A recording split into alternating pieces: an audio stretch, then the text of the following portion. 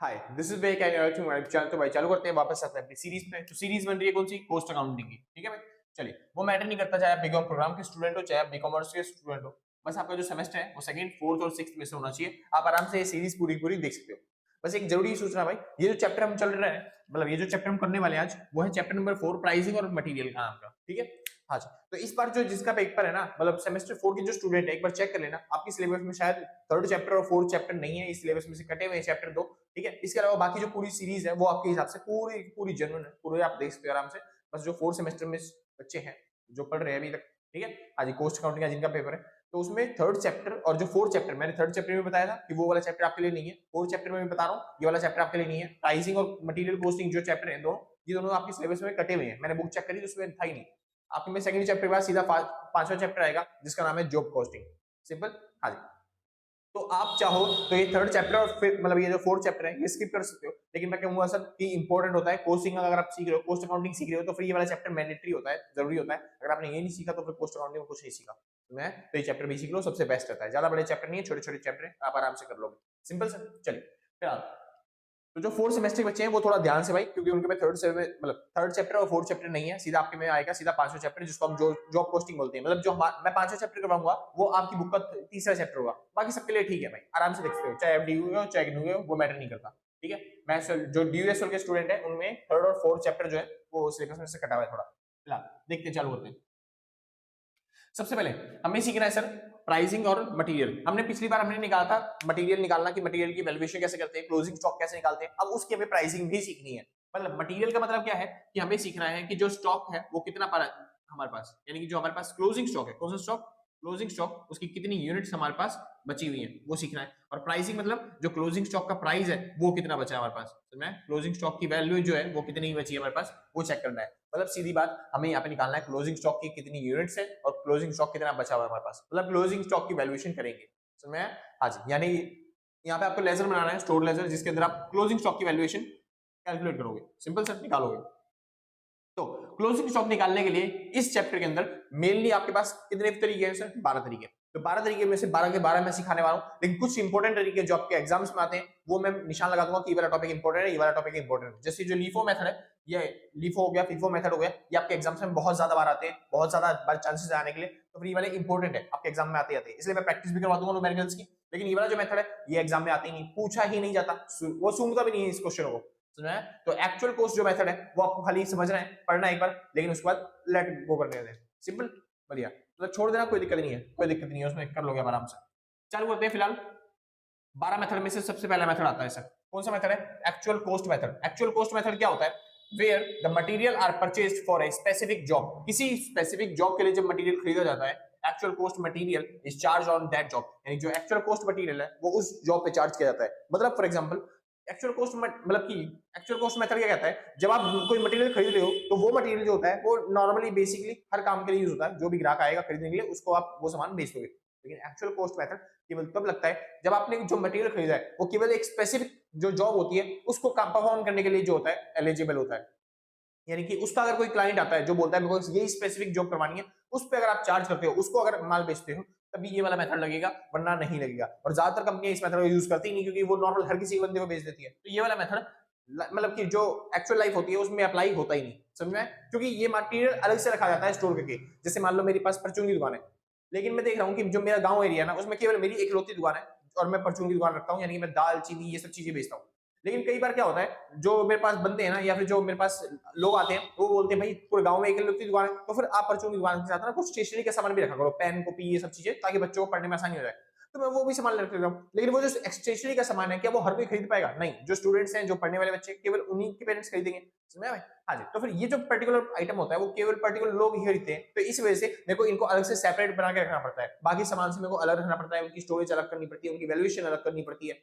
समझ में? हाँ जी, क्योंकि मैं पर्टिकुलर जॉब पे बेचता हूँ वो सामान, इसी वजह से। तो इसमें क्या बोलते हैं, ये जॉब मतलब एक्चुअल कॉस्ट मेथड क्या होता है? एक ऐसा मेथड जहां पे पर्टिकुलर आइटम कोई खरीद रहे हो तब वैल्यूएशन की जरूरत पड़ती है, उसको बोलते हैं एक्चुअल कॉस्ट मेथड। सिंपल से। चलिए, इसकी दो खासियत है। पहली खासियत क्या है? Stored separately. यहाँ पे जितना भी सामान होता है उसको आपको सेपरेटली स्टोर करना पड़ता है, उसके लिए अलग से ही आपको क्या करना पड़ता है? एक स्टोर रूम बनाना पड़ता है, वेयर हाउस बनाना पड़ता है, ताकि उस सामान को स्टोर कर पाओ। बाकी सामान के साथ, नॉर्मली चीजों के साथ नहीं बिकता वो सामान। सिंपल। चलिए, used only issued only to that particular job, यानी कि जो वो सामान है केवल एक पर्टिकुलर जॉब के लिए ही इशू किया जा सकता है, बाकी और किसी काम के लिए भी वो सामान इशू नहीं किया जाएगा। सिंपल से मुबारक हो, आपने पहला कॉस्टिंग का मेथड सीख लिया जिसको बोलते हैं एक्चुअल कॉस्ट मेथड। सिंपल से, इतना इंपॉर्टेंट नहीं है, आप छोड़ भी दोगे कोई फर्क नहीं पड़ेगा। दूसरा टॉपिक बहुत ज्यादा इंपॉर्टेंट है जो आपको करके जाना है एग्जाम के लिए तौर पे, ठीक है, इसको बोलते हैं फीफो मेथड। फीफो मेथड क्या होता है? इसको बोलते हैं first in first out method. क्या बोलते हैं इसे? First in first out method. For example के तौर पे मान लो मेरे पास एक वेयर हाउस है जहां पे मैं सामान स्टोर करता हूं, तो first in first out method कहता है जो भी सामान पहले आएगा आपके पास, जैसे ए बी सी, आपके पास 3 सामान कैटेगरी है, आप 3 सामान बना के बेचते हो, ठीक है, तो सबसे पहले आपने मंगाया मान लो ए, तो सबसे पहले ए को स्टोर करो अपने पास, फिर आपने मंगाया बी, तो बी को स्टोर करो अपने पास, फिर आपने मंगाया सी, तो सी को स्टोर कर लो अपने पास।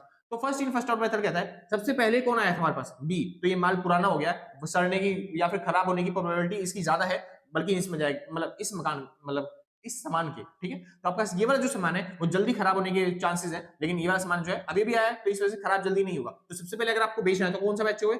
ये ए वाला, सबसे पहले किसको बेचा जाएगा? ए, यानी कि जो पहले आया पहले उसको आउट करो, जो पहले इन हो रहा है फर्स्ट इन जो हो रहा है उसको पहले आउट किया जाएगा, फर्स्ट आउट किया जाएगा, समझ में? फिर उसके बाद अगर ए बिक गया तब हम बी सामान बेचना चालू करेंगे और उसके बाद हम सी सामान बेचना चालू करेंगे।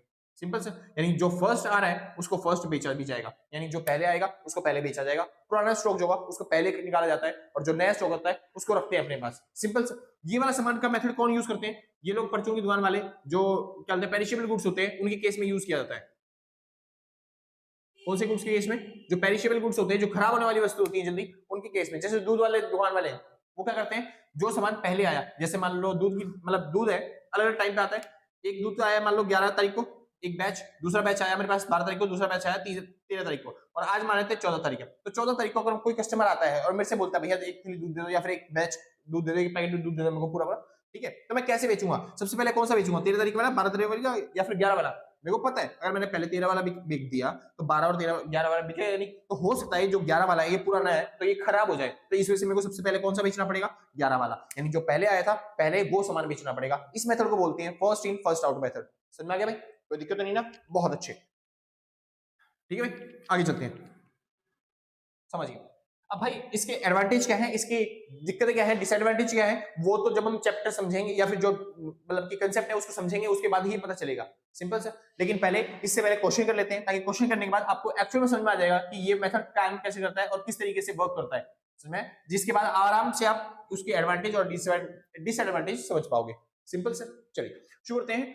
सबसे पहले बात आती है फीफो मेथड की। तो क्वेश्चन कहता है at the beginning of the 2004 अगस्त मतलब अगस्त 2004 में एक ब्रश कंपनी है कोई, हैड ए स्टॉक, उसके पास स्टॉक है, कितना स्टॉक है? 10,000 ब्रशेस का, यानी कि उसके पास पहले से ही ओपनिंग स्टॉक पड़ा हुआ है, कितना हुआ?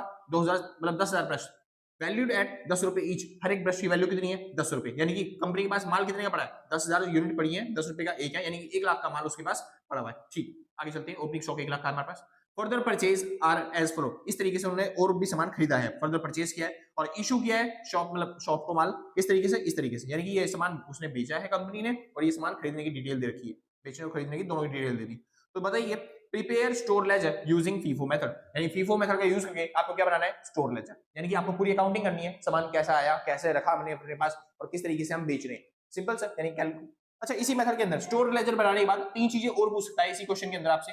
वो बोल सकता है निकालिए क्लोजिंग यूनिट, क्या बताइए?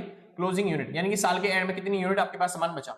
दूसरी चीज वो बोल सकता है आपसे निकालिए क्लोजिंग स्टॉक, यानी कि साल के एंड में कितने का सामान बचा, यानी जो यूनिट बची वो कितने का सामान बचा, उसका प्राइस क्या होगा, मतलब कॉस्ट क्या है उसकी, समझ में? तीसरी चीज आपसे पूछ सकता है बताइए closing stock, sorry closing stock तो हो गया, बताइए cost of goods sold, COGS, ठीक है, कितने का सामान आपने बेचा या फिर कितने का सामान आपने इशू किया। कोई दिक्कत तो नहीं? पक्की बात, चालू करते हैं, समझिए ध्यान से। स्टोर लेजर बना रहा हूं मैं, यहाँ पे हो गया सर सबसे पहले डेट, उसके बाद थोड़ी सी लाइन टेढ़ी हो गई, चलिए तो सबसे पहले डेट हो गई, डेट के बाद आपको यहाँ पे बनाना है रिसिप्ट्स, आपको सामान जो मिला, उसके बाद इशू जो आपने सामान बेचा, उसके बाद बैलेंस जो आपके पास बाकी सामान बैलेंस बच गया। सिंपल सर, हर एक उसके अंदर आपको 3 अकाउंट बनाने हैं। पहला यूनिट का, वो कितनी यूनिट सामान आपने खरीदा, उसका प्राइस क्या था और उसकी वैल्यू क्या थी टोटल। उसके बाद फिर से यूनिट का अकाउंट, उसका प्राइस क्या था जो आपने सामान बेचा और उसकी वैल्यू कितने की थी, कितने का सामान आपने बेचा। चलिए यूनिट का अकाउंट, कितनी यूनिट आपके पास सामान बचा हुआ है, उसका प्राइस क्या है, और वैल्यू कितने का सामान वो आपके पास बचा हुआ है। सिंपल। इसको बोलते हैं हम क्या, स्टोर लेजर। क्या बोलते हैं सर, स्टोर लेजर।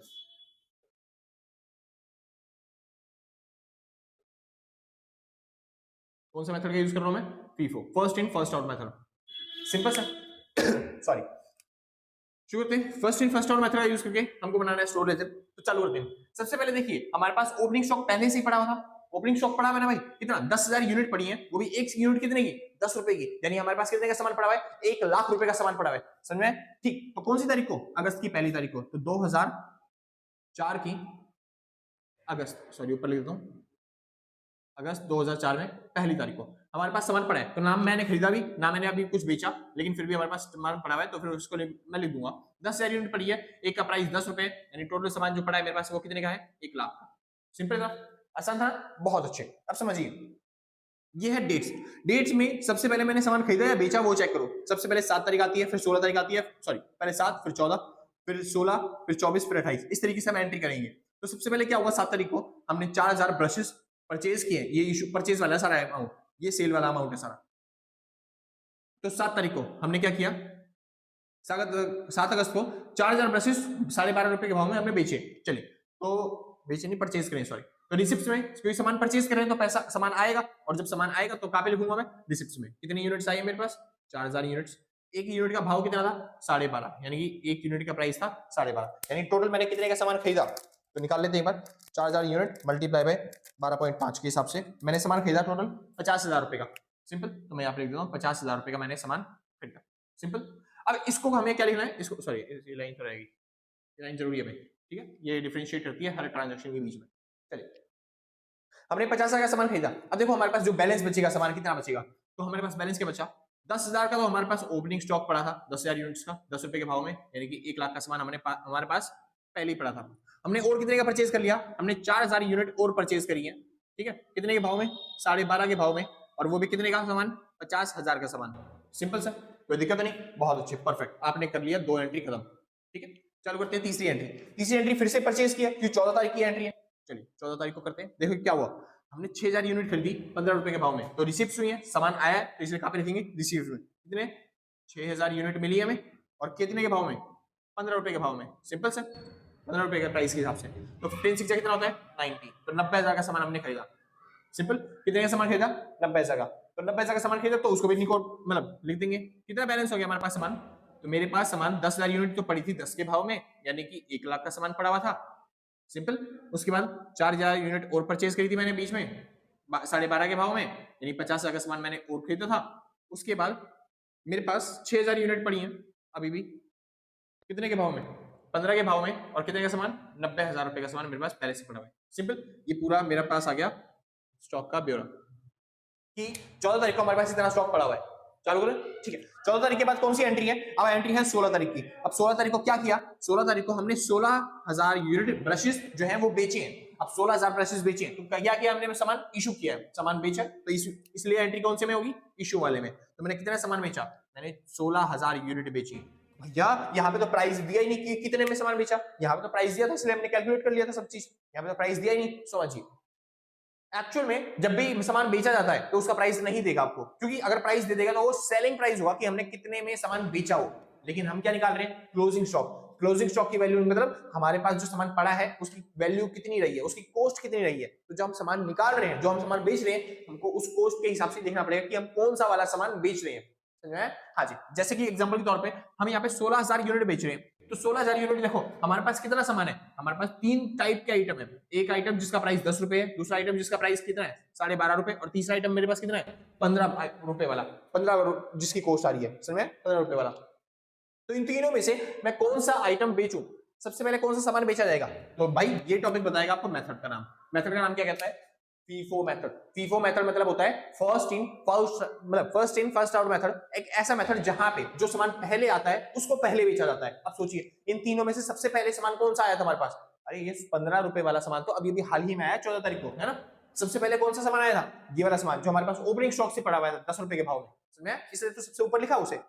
ठीक है, जो जो नए आते जाएंगे वो नीचे लिखते जाएंगे, नीचे ऐड होते जाएंगे, है ना। तो सबसे पहले कौन सा सामान आया था, ऊपर वाला, तो सबसे पहले बेचा भी कौन सा जाएगा, फर्स्ट आउट के हिसाब से सबसे ऊपर वाला सामान, समझ में। तो मेरे को 16,000 यूनिट बेचनी है, लेकिन मेरे पास 10 रुपए वाला जो आइटम है उसकी यूनिट है कितनी, मेरे पास खाली 10,000 यूनिट है, 16,000 यूनिट कैसे बेचेंगे, समझिए। सबसे पहले मेरे को 16,000 यूनिट बेचनी है, तो 16,000 यूनिट एक आइटम में की तो है नहीं, तो मेरे को अलग अलग आइटम में डिवाइड करके बेचनी पड़ेगी। तो मैं सबसे पहले 10 रुपए वाला जो यूनिट है वो बेचूंगा, और कितनी यूनिट बेच पाऊंगा, बस खाली 10,000 यूनिट बेच पाऊंगा। तो मैं खाली, मेरे पास क्योंकि 10 रुपए वाले हिसाब से मेरे पास कितनी यूनिट पड़ी है, 10,000 यूनिट पड़ी है, लेकिन कस्टमर ने डिमांड करी थी 16,000 यूनिट की, तो बाकी की यूनिट 6,000 यूनिट कहां से लेके आऊं। फिर आप आ जाओ दूसरे आइटम पे, उसके बाद अगर ये खत्म हो गया स्टॉक, मेरे पास ये स्टॉक बचा ही नहीं, तो कौन सा स्टॉक बेचूंगा, ये वाला 12.5 वाला। 12.5 वाले में से कितनी यूनिट बेचनी है मेरे को अभी भी 6,000 यूनिट देनी है उसे। कस्टमर ने डिमांड कितनी करी थी, 16,000 यूनिट बेच रहे थे हम, समझे, ठीक है। तो 6,000 यूनिट और बेचनी है, क्योंकि 10,000 यूनिट मैंने दे दी पहले वाले आइटम में से, तो वो 6,000 यूनिट कहां से दूं, मैं वो 6,000 यूनिट दूंगा यहां से। लेकिन भैया इसके पास तो 4,000 यूनिट है, कोई बात नहीं, आप सारी की सारी 4,000 यूनिट बेच दो, कितने के भाव में, वही 12.5 वाली हमने बेच दी, सिंपल। लेकिन अभी भी कस्टमर को 2,000 यूनिट और चाहिए, वो 2,000 यूनिट किस में से देंगे, वो 2,000 यूनिट देंगे इसमें से, जो ये सामान बचा हुआ है इसमें से, 6,000 में से हमको 2,000 यूनिट इसमें से देनी है, मैं तो पूरी 6,000 मत दे देना, 2,000 देना, क्योंकि उसको कस्टमर को कितने का सामान चाहिए, 16,000 यूनिट चाहिए। 10,000 पहले आइटम में से यूनिट देनी है, दूसरे आइटम में से 4,000 यूनिट दी है, और तीसरे आइटम में से जो लास्ट आइटम था उसमें से 2,000 यूनिट दी है, तब जाके हमारे पास क्या हो गया, हम 16,000 यूनिट बेच रहे हैं सामान। 2,000 यूनिट का प्राइस कितना था, 15 रुपए प्राइस था, सिंपल सर। चलिए एक बार वैल्यूएशन कर लेते हैं, कैलकुलेट। तो पहले के जो सामान है, ये वाला सामान हमने कितने का सामान था जो बेचा, 1,00,000 का सामान। ये वाला सामान कितने का बेचा था हमने, 50,000 का सामान बेचा है यहाँ पे, और यहाँ पे कितने का सामान बेचा, 15 दूनी कितना हो गया, 30,000, तो हमने 30,000 का सामान बेच दिया, सिंपल सर, कोई दिक्कत नहीं, परफेक्ट, बढ़िया। आगे चले भाई, चलिए अब इसके बाद देखो क्लोजिंग स्टॉक हमारे पास बचा कितना का, क्या ये 10 वाला आइटम बचा कुछ हमारे पास, नहीं, हमने सारा बेच दिया, तो कोई सामान बचा ही नहीं। क्या ये वाला आइटम बचा, तो ये नहीं, ये भी नहीं बचा, क्योंकि हमने सारा बेच दिया इसमें से। क्या ये वाला सामान बचा, हाँ देखो 6,000 यूनिट थी हमारे पास, हमने ऑलरेडी कितनी सामान बेच दिया, 2,000 यूनिट हमने बेच दी, तो अब कितनी यूनिट बची होंगी, 4,000 यूनिट बची होंगी। कौन से वाले प्राइस की, 15 वाले प्राइस की, समझे। तो 90,000 का जो हमारे पास माल था, उसमें से मैंने 30,000 का सामान, मतलब 30,000 का माल बेच दिया, तो कितने का सामान बचा हुआ मेरे पास बचा हुआ 60,000 का सामान। या फिर आप ऐसे भी निकाल सकते हो, 4,000 यूनिट थी, 15 के हिसाब से कितने की हो गई, 60,000 का सामान हमारे पास बचा हुआ है क्लोजिंग स्टॉक के तौर पे। कौन सी तारीख को, 16 तारीख को। चलिए जी, एंट्री खत्म, वैल्यूएशन खत्म, सिंपल। आगे चलते हैं भाई, एक बार देख लो भाई रिकॉर्ड हो रहा है या नहीं हो रहा, कभी बाद में दिक्कत हो जाए। चलिए रिकॉर्ड तो हो रहा है, शुक्र है भाई। चलिए तो 16 तारीख की एंट्री होगी। अब बात आती है 24 तारीख को। तो 24 तारीख को क्या हुआ, हमने 8,000 यूनिट फिर से परचेज करी है 16.5 के भाव में। चलिए जी, तो 24 तारीख को क्या हुआ, 24 तारीख को हमने 8,000 यूनिट परचेज किया, तो ये भी 8,000 यूनिट क्योंकि परचेज किया तो रिसिप्ट में आएगी, ठीक है। और कितने के भाव में, 16.5 के भाव में, सिंपल से, यानी कितने का सामान हमने खरीदा।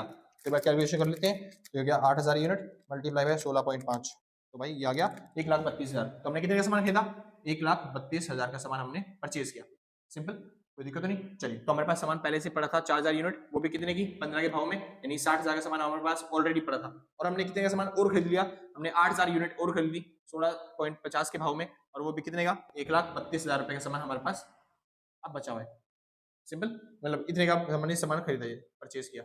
चलिए जी, इसकी वैल्यूएशन हो गई। अब लास्ट वैल्यूएशन करते हैं, किसी कैलकुलेशन करते हैं 28 अगस्त की, क्योंकि लास्ट एंट्री है ये। 28 अगस्त को क्या हुआ, मैंने सामान क्या किया है, बेचा है, 10,000 सामान बेचा है ना भाई। तो प्राइस क्या होगा इसका, एक बार कैलकुलेट करते हैं। देखिए मैं 10,000 यूनिट बेच रहा हूँ, अब 10,000 यूनिट कौन सी बेचूं, 8,000 वाली या फिर 4,000 वाली। वो कह रहा है भैया first in first out method है, तो आपने ही बताया सबसे पहले जो सामान आया था वो सामान बेचा जाएगा, तो 8,000 यूनिट पहले आई है या फिर 4,000 यूनिट पहले आई है, तो भैया 4,000 पहले यूनिट आई है, क्योंकि वो ऊपर लिखी हुई है, क्योंकि फर्स्ट इन फर्स्ट आउट में जो ऊपर लिखा होता है वही फर्स्ट इन फर्स्ट आउट, मतलब फर्स्ट पहला आया होता है।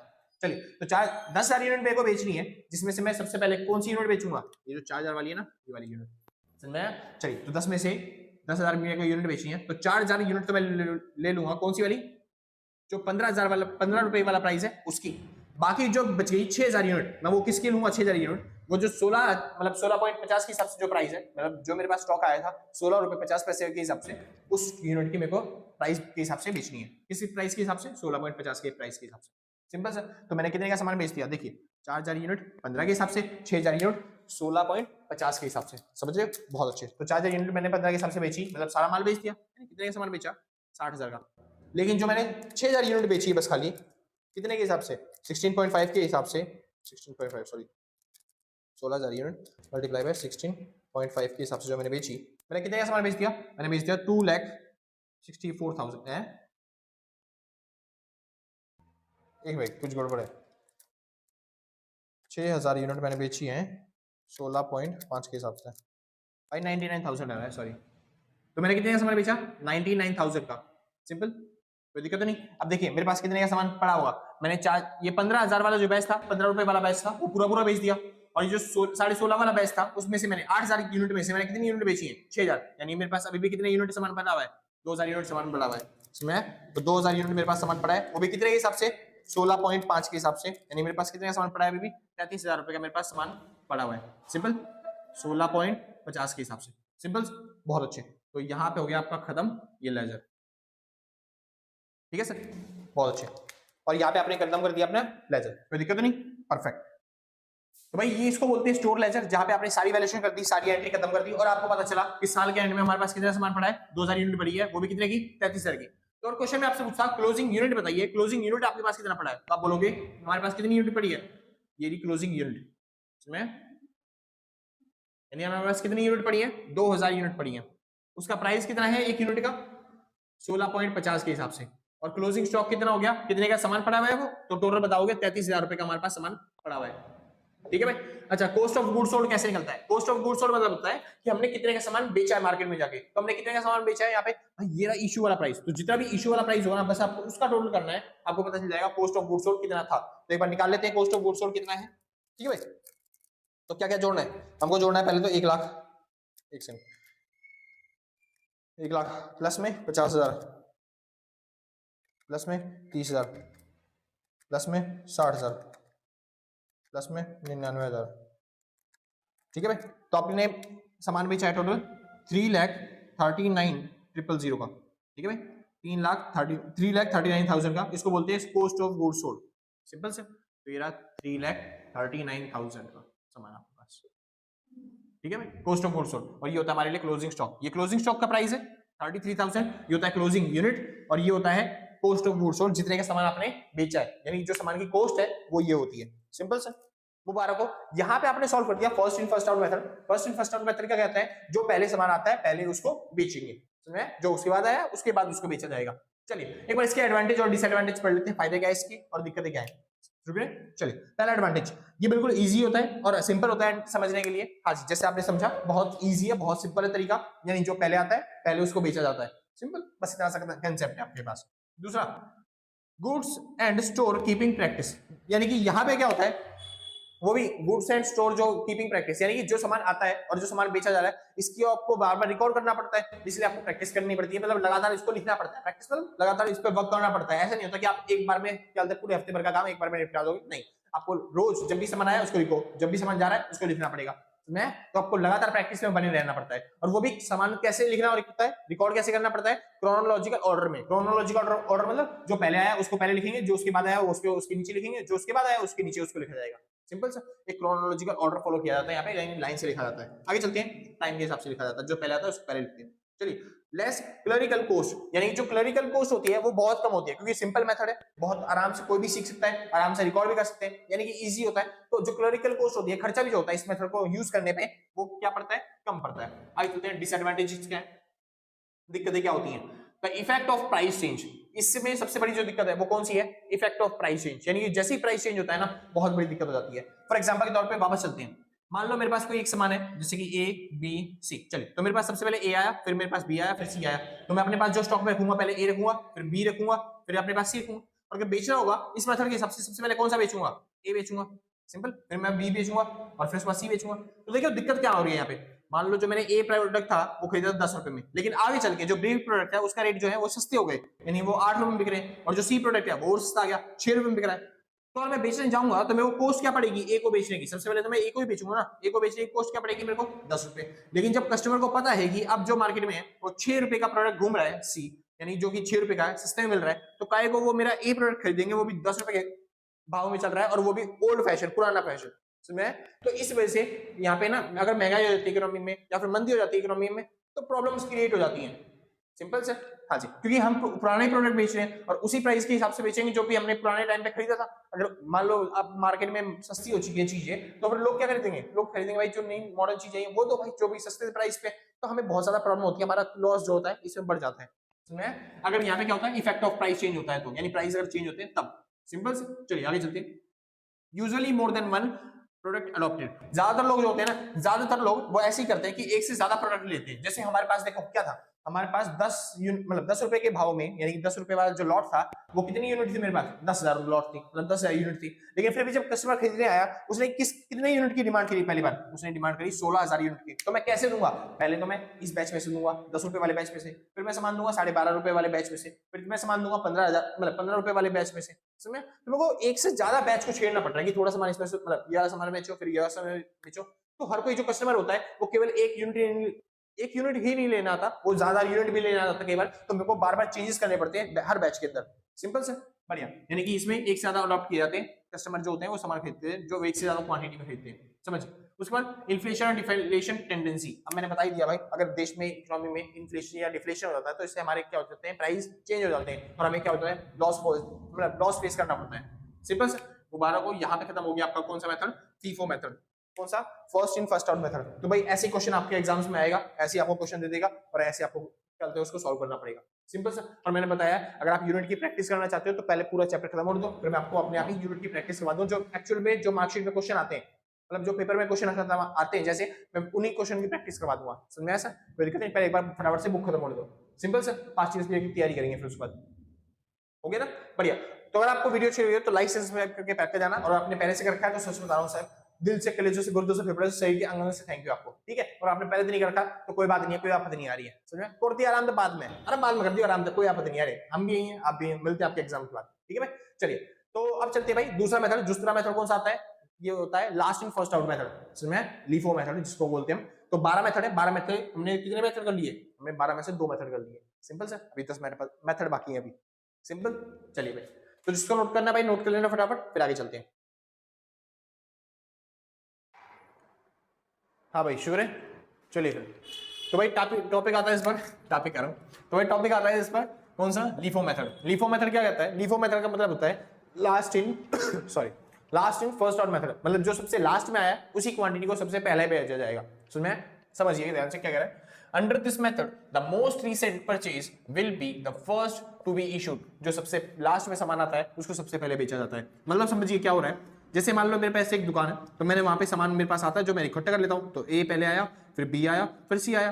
तो सबसे पहले ए आया तो फिर मैंने उसको ए को स्टोर कर लिया अपने पास, फिर बी आया तो मैंने बी को स्टोर कर लिया अपने पास, फिर जो मेरे पास सी आया तो मैंने सी को भी स्टोर कर लिया अपने पास। ठीक है? 3 टाइप का सामान आया था, जैसे जैसा है मैंने स्टोर कर लिया।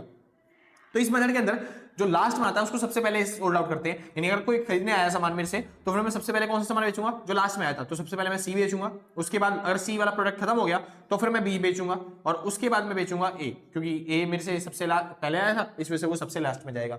सिंपल सा। ये वाला मेथड कब यूज किया जाता है, ये वाला मेथड जो बड़ी बड़ी दुकानें होती हैं जो टेक्नोलॉजी का काम करती हैं, तो वो नई नई एडवांस टेक्नोलॉजी जो भी आती है तो लोग लेटेस्ट टेक्नोलॉजी की डिमांड करते हैं, तो इस वजह से वो इस मेथड का यूज करती हैं। समझ में? जो भी पुरानी टेक्नोलॉजी होती है, जैसे ए पहले आया था, फिर बी आया, फिर सी आया, तो लेटेस्ट कौन सी है, सी, जो सबसे लास्ट में आई है, मतलब नई नई आई है, नई टेक्नोलॉजी। समझ में? तो नया सामान जो होता है उसको सबसे पहले ही बेचा जाता है। जो पुराना सामान होता है कोई खरीदता नहीं, पुरानी टेक्नोलॉजी कोई मांगता नहीं, इस वजह से उसको लास्ट में बेचा जाता है। समझ में? इस मेथड को बोलते हैं last in first out method, LIFO method.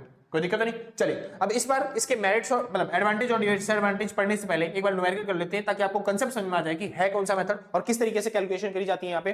ठीक है? ताकि आप अच्छे तरीके से इसके एडवांटेज और डिसएडवांटेज को भी समझ पाओ।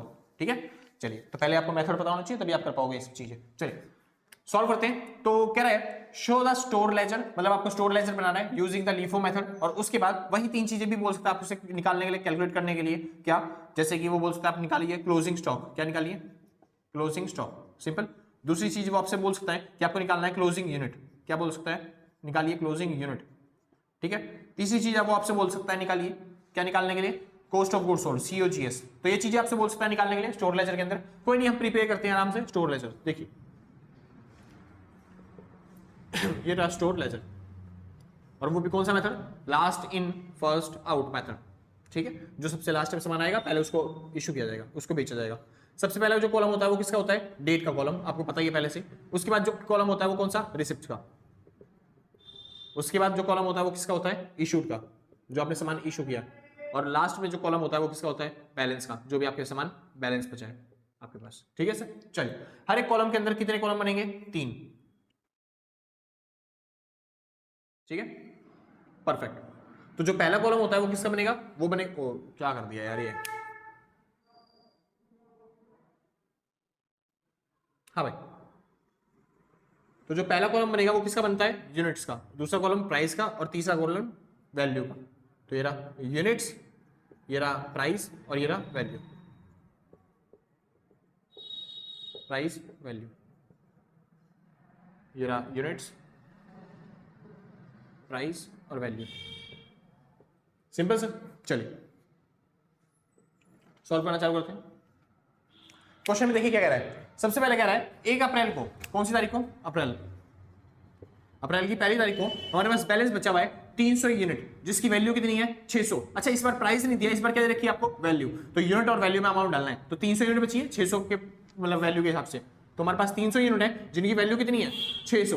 तो आपको क्या निकालना पड़ेगा, प्राइस। प्राइस किससे निकलेगा, जब आप वैल्यू को डिवाइड कर दोगे यूनिट से तो प्राइस आ जाएगा। यानी कि मैं क्या कह रहा हूं, 600 को जब आप डिवाइड कर दोगे 300 से तो आपका प्राइस निकल के आ जाएगा। जैसे कट गया तो बच गया 2, तो 2 रुपए का प्राइस था। सिंपल, 300 यूनिट 2 रुपए की थी एक यूनिट, तो फिर टोटल 300 यूनिट कितने की हो गई, 600 रुपए की, तो उसकी वैल्यू कितनी हो गई 600 रुपए। सिंपल, इस तरीके से आपको निकालना है इसके अंदर। तो पहले सॉरी पहली एंट्री हो गई भाई खत्म। चलिए दूसरी एंट्री चालू करते हैं। दूसरी एंट्री क्या है, 2 तारीख की हमने परचेज किया सामान 200 यूनिट जिसकी वैल्यू 440 है, यानी कि हमने 200 यूनिट परचेज करी है जिसकी वैल्यू 440 है। एक बार इसकी निकाल लेते हैं कि इसका प्राइस कितना बनता है।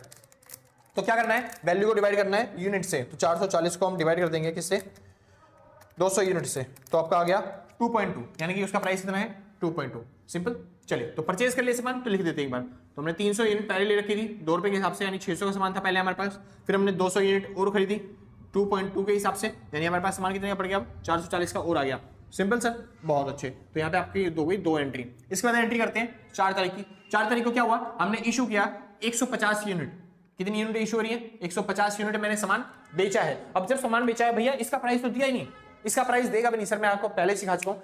इसका प्राइस आपको खुद को कैलकुलेट करना पड़ेगा। कैसे कैलकुलेट करेंगे समझिए, मेथड का नाम क्या है, last in first out method. Last in first out method क्या कहता है, जो लास्ट में सामान आया, जो लास्ट में सामान आया उसको सबसे पहले इशू करना है। तो समझिए इस मेथड के अंदर हमारे पास दो तरह के प्रोडक्ट थे। पहला प्रोडक्ट जिसका प्राइस कितना था 2 रुपए, दूसरा प्रोडक्ट जिसका प्राइस कितना था 2.2। तो कौन से बैच का जो प्रोडक्ट है वो मैं सबसे पहले बेचूंगा। सबसे लास्ट में कौन सा आया, सबसे लास्ट में आया भैया 200 यूनिट 2.2 के हिसाब से, तो सबसे लास्ट वाला जो होता है वो सबसे पहले बेचा जाएगा। यानी यहाँ पे जो प्राइस आएगा वो कौन सा आएगा, लास्ट वाले के हिसाब से। तो मैं 150 क्वांटिटी बेच रहा हूँ, वो किस में से बेचूंगा, पहले बैच में से, दूसरे बैच में से, 300 वाले में से, 200 वाले में से, भैया 200 वाले में से। तो मैं बेचूंगा इसमें से 2.2 के हिसाब से, मैंने ये बेच दिया। और कितने का सामान बेचा मैंने, तो 150 मल्टीप्लाई बाय 2.2, तो आपका आंसर आ गया 330 का सामान मैंने बेचा। इसमें कोई दिक्कत तो नहीं, बहुत अच्छे। तो अब मेरे पास सामान कितने का बचा, तो जो पुरानी यूनिट थी, ओल्ड यूनिट 300 यूनिट, वो 2 रुपए के हिसाब से पूरी बची मेरे पास, है ना भाई। जो नई यूनिट थी उसमें से 200 में से मैंने 150 बेच दिया, तो कितनी यूनिट बची, बस खाली 50 यूनिट बची। कितने के भाव में, 2.2 के हिसाब से। ठीक है सर, तो 50 यूनिट अगर 2.2 के हिसाब से बचेगी तो प्राइस कितना बनता है उसका, 110 रुपए। तो 110 रुपए मेरे पास अभी क्लोजिंग स्टॉक में पड़े हुए हैं, 110 का सामान। सिंपल सर, चलिए आगे चलते हैं। अगला कह रहा है हमने फिर से परचेज किया सामान 6 तारीख को। तो 6 तारीख को क्या किया है, फिर से परचेज किया है, 200 यूनिट परचेज करी है, और उनका प्राइस कितना रखा है 46, मतलब 460 प्राइस है। यानी कि अगर एक्चुअल प्राइस निकाले पर यूनिट तो कितना आएगा 2.3, बस इसको इससे डिवाइड करना है, आपका आ गया। सिंपल, अब उसमें वैल्यू पुट कर देते हैं। तो मेरे पास कितना सामान हो गया, 300 यूनिट पहले से ही 2 के भाव में हमारे पास पड़ी हुई है 600 के हिसाब से, 50 यूनिट मेरे पास पड़ी है 2.2 के हिसाब से, यानी 110 रुपए का सामान पड़ा है। और ये सामान हमने और खरीद लिया, यानी हमने 200 यूनिट खरीदी है, कितने के भाव में 2.3 के हिसाब से, यानी कितने का सामान 460 रुपए का सामान। सिंपल से इतना, कोई डाउट तो नहीं, आसान है ना, बिल्कुल बहुत आसान है सर, मेरे को पता है, आप समझ रहे हो अच्छे तरीके से। तो यहाँ पे हो गया हमारा खत्म इस तारीख का डेट का सामान, सारी एंट्री।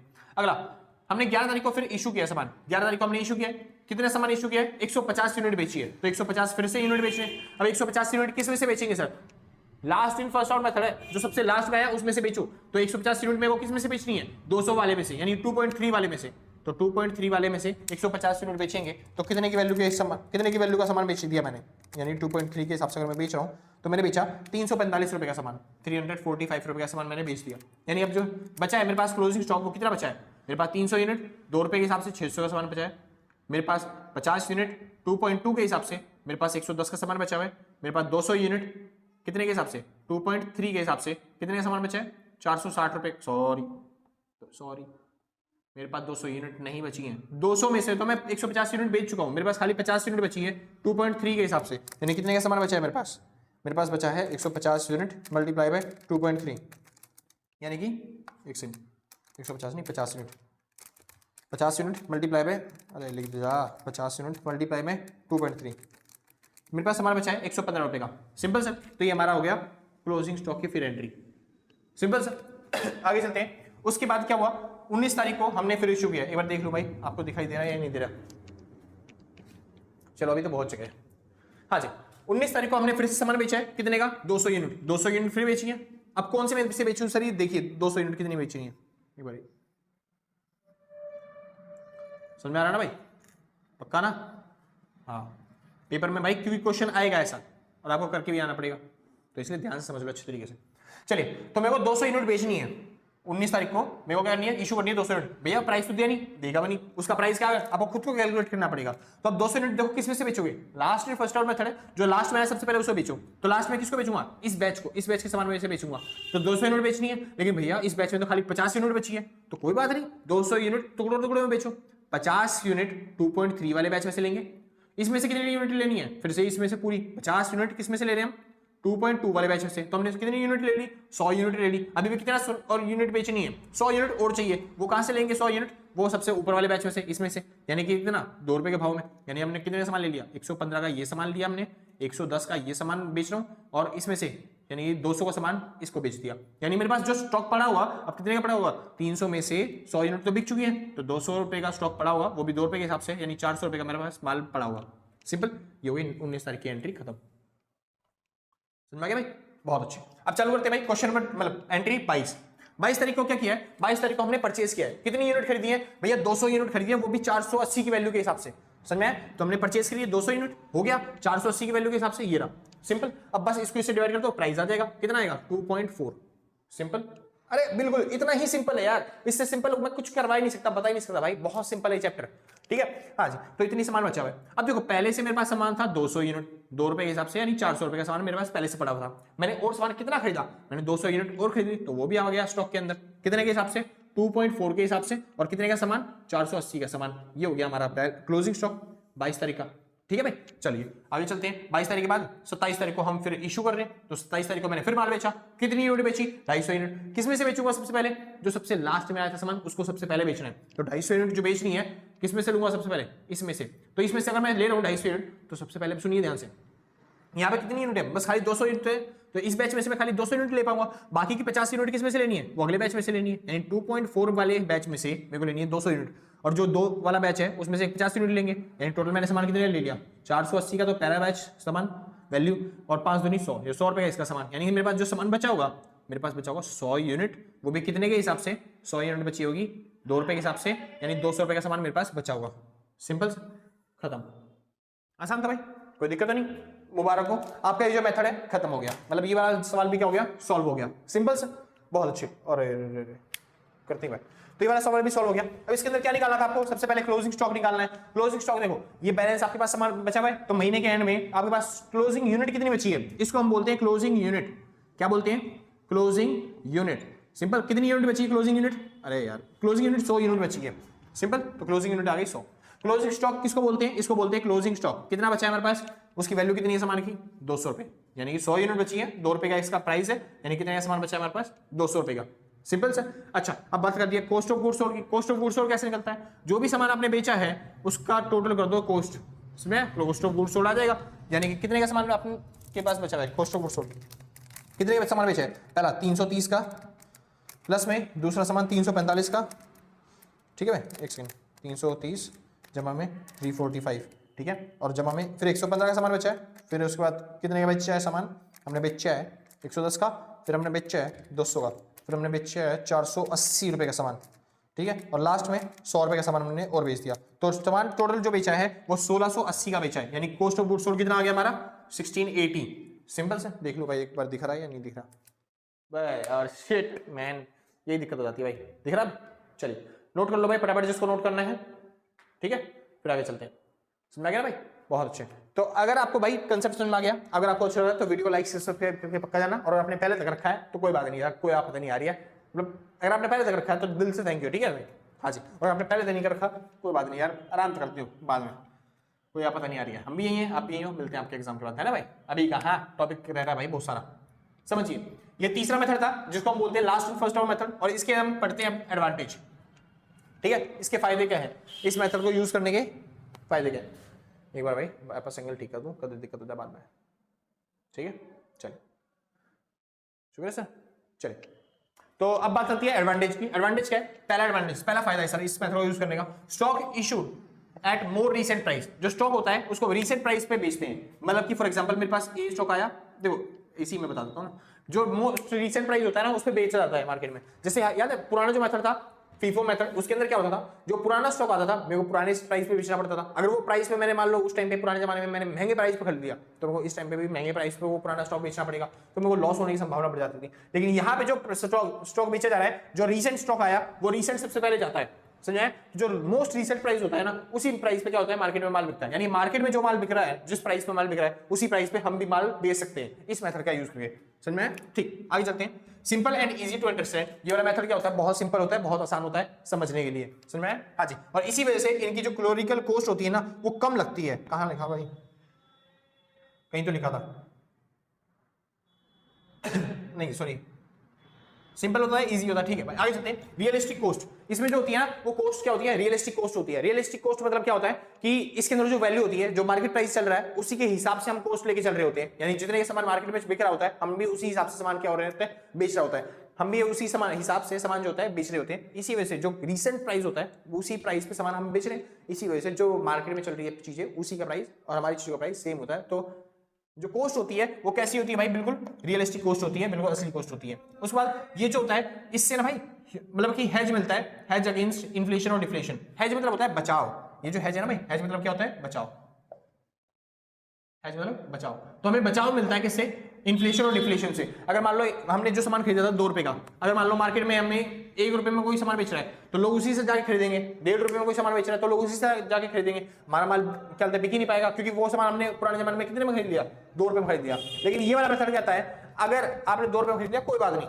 आपने नया सामान कितने में खरीदा, नया सामान मार्केट में बिक रहा है 1.5 रुपए में, तो आपने 1.5 रुपए में खरीदा होगा ना वो सामान, क्योंकि मार्केट में वो इस तरह में बिक रहा है नया वाला सामान, तो 1.5 रुपए वाला पहले जो नया वाला सामान है जो आपने नए प्राइस पे खरीदा है वो नए प्राइस पे बेचना चालू कर दो, समझ में। जो आपको पुराना सामान था उसको बाद में बेच देना आराम से, कोई दिक्कत वाली बात नहीं है, खराब नहीं होगा वो सामान, सिंपल सर। चलिए तो इन्फ्लेशन और डिफ्लेशन से यहाँ पे बचाव मिल जाता है, जैसे पिछले मेथड में नहीं मिलता था ना, उसमें पुरानी सामान बेचना पड़ता था, वो भी लॉस में बेचे बेच सकते। चलिए यहाँ पे बचाव मिलता है। अगला डिसएडवांटेज क्या होते हैं इस मेथड के, valuation of inventory is not acceptable in the final accounts. जब हम फाइनल अकाउंट्स बनाते हैं तो उसमें जो वैल्यूएशन निकालते हैं क्लोजिंग स्टॉक की, वो इस मेथड के हिसाब से नहीं निकाली जाती। क्यों नहीं निकाली जाती, क्योंकि देखिए क्लोजिंग स्टॉक मेरे पास जो पड़ा था वो 2 रुपए के हिसाब से पड़ा था, लेकिन जब पूरा बिजनेस खत्म हो गया उसके बाद भी जो मेरे पास क्लोजिंग स्टॉक बचा है वो किसके हिसाब से बचा हुआ है, 2 रुपए के हिसाब से। यानी जो हिस्टोरिकल डाटा है वो लिया जा रहा है, यानी कि जो अकाउंट्स होते हैं ना फाइनल अकाउंट्स भाई वो हमेशा रियलिस्टिक डाटा लेते हैं। जैसे मशीनरी आपने कोई परचेज करी तो हम उस पर डैप लगाते हैं, एक्चुअल में जो मशीनरी की वैल्यू होती है वो दिखाई जाती है फाइनल अकाउंट्स पे। लेकिन इस मेथड का अगर आप यूज करते हो तो इसमें जो पुराना प्राइस होता है ना वही दिखाया जा रहा है, क्योंकि वो पुराना माल बेच ही नहीं रहे हम, समझ में। जो पुरानी क्वांटिटी होती है वो पड़ी रहती है हमारे पास, बिकती नहीं, क्योंकि सामान हमेशा कौन सा बिक रहा होता है, नए वाला सामान बिक रहा होता है, तो पुरानी क्वांटिटी पड़ी है तो इसलिए प्राइस भी कौन सा लिखा जाता है, क्लोजिंग स्टॉक में पुराना ही लिखा जाता है। तो अकाउंटिंग के अंदर हमेशा हम नया जो चलते हैं रिवैल्यूएशन करने के बाद जो अकाउंट मतलब जो प्राइसेस आते हैं हम वो लिखते हैं, पुराना प्राइस नहीं लिखते। इस वजह से इस मेथड को मतलब फाइनल अकाउंट्स में यूज नहीं किया जाता, सिंपल सर। आगे चलते हैं। More than one rate may be have to adopt it, यानी आपको किसी भी प्रोडक्ट के लिए एक से ज्यादा रेट अडॉप्ट करने पड़ सकते हैं। जैसे आपको याद है हमने यहाँ पे कितनी क्वांटिटी बेचनी थी, हमको बेचनी थी 100 मतलब 200 क्वांटिटी बेचनी पड़ रही थी, तो हमने अलग अलग प्राइस लिए भाई। 50 क्वांटिटी का 2.3 प्राइस के हिसाब से बेचा, 50 क्वांटिटी को 2.2 प्राइस के हिसाब से बेचा, और 100 क्वांटिटी को 2 रुपए के हिसाब से बेचा। क्यों, क्योंकि हमारे पास क्वांटिटी ही अलग अलग प्राइस से खरीदी गई थी हमारे द्वारा, समझे, क्वांटिटी ही इसी प्राइस के हिसाब से बेची थी। तो इसी वजह से हमको एक से ज्यादा प्राइस अडॉप्ट करने पड़ते हैं एक ही मतलब ऑर्डर के लिए। चलिए आगे चलते हैं। It involves more clerical work। अब देखो हमें क्या होता है, रिसेंट सामान खरीदना है और जो हमें सामान बेचना है वो भी कौन सा है, जो भी हमने रिसेंटली खरीदा है, समझे। तो जो करंट प्राइस पे जब हमने सामान भी खरीदा है वही सामान हम बेच रहे हैं, तो यानी कि हमें अपडेट रहना पड़ेगा कि मार्केट में कौन सा प्राइस का सामान चल रहा है और कौन से प्राइस का पे सामान बिक रहा है। समझ में? तो इसी वजह से हमें लगातार अपने पास लगा बिठाना पड़ेगा जो भाई लगातार इसकी वैल्यूएशन करे। लेकिन जबकि जो पुराना सामान था या फिर जो पुराना मेथड था फीफो मेथड, उसके अंदर फर्स्ट इन फर्स्ट आउट था, यानी जो पहले आता था पहले वो बेचते थे। तो उसमें ऐसा होता था कि हमें जरूरत नहीं है भाई, हमें पता है कि हमने कौन से सामान का मतलब कौन से प्राइस पे सामान बेचना है, जो हमारा पुराना प्राइस था उस प्राइस पे सामान बेचना है। तो उसमें उतनी ज्यादा कलर की जरूरत नहीं थी। लेकिन यहाँ पे मैथ की ज्यादा जरूरत है, क्योंकि हमें अपडेट रहना पड़ेगा मार्केट में क्या प्राइस चल रहा है चीजों का, उस प्राइस पे ही सामान बेचना पड़ेगा। आगे चले भाई, मुबारक हो आपका ये वाला चैप्टर जो है, या फिर यो क्या बोल रहा हूँ, ये वाला जो टॉपिक है तीसरा टॉपिक वो आपको पूरा खत्म होता है। इसको बोलते हैं last in first out method, LIFO method. बहुत इंपॉर्टेंट है, एग्जाम्स में आता है फीफो मेथड भी और लीफो मेथड भी, समझ में है? हाँ जी, जो एक्चुअल कोस्ट मेथड है उससे ज्यादा इंपॉर्टेंट है और इस वाले मेथड से भी ज्यादा इंपॉर्टेंट है। चलो करते हैं चौथा मेथड, जो कि किसी काम का नहीं है, बस खाली कंसेप्ट पढ़ना है। तो चौथा मेथड कहता है simple average cost method. Simple average cost के मेथड के अंदर क्या करते हैं, बस हम एवरेज प्राइस लेके चलते हैं किसी भी प्रोडक्ट को बेच रहे हैं तो, ठीक है।